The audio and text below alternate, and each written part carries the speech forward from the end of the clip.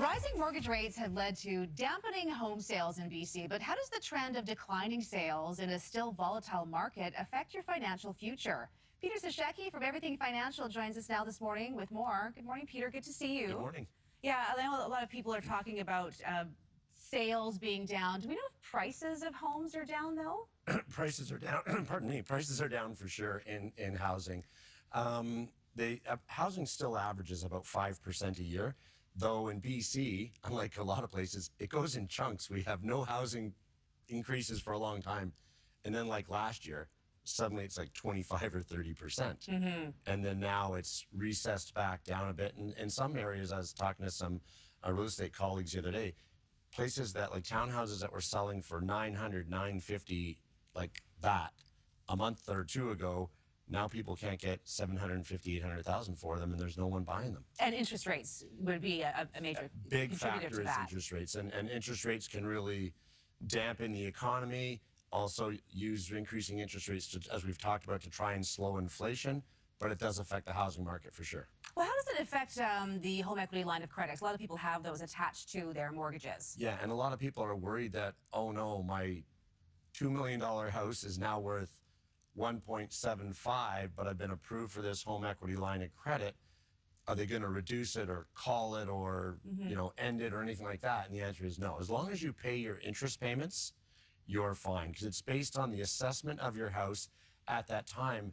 And the maximum on a home equity line of credit is 65% the value of your house. So there's a lot of wiggle room in there. So you don't need to panic and run in the streets with your hair on fire. No one's going to ask you for the money. Just use it wisely.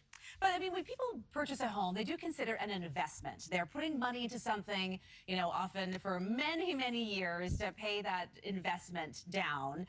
And so when they buy it for a certain amount, if they see that home sales that are comparable are lower than they used to be, then it's an automatic, you think that my investment is losing its value. It's losing its value, but it doesn't get the same panic and stress that the shrinking stock market does, which we see in our face every day. There's a report.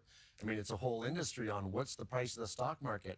But no, and people say, and we've talked about this, I just lost $10,000 or I just lost $50,000. Well, no one lost anything because you didn't sell your investments, and you didn't lose anything if your home dropped in value from the $2 million it was 6 months ago to the $1.8 million it is today because you didn't sell it. I think one of the big differences, Carrie, is you don't get a statement every single day on your TV saying your home is now worth this today, your home is now worth that, so we don't have the same level of stress. And we're not watching the business channels with the graphs or anything going by. Your street's on the business channel suddenly, and there's your home price.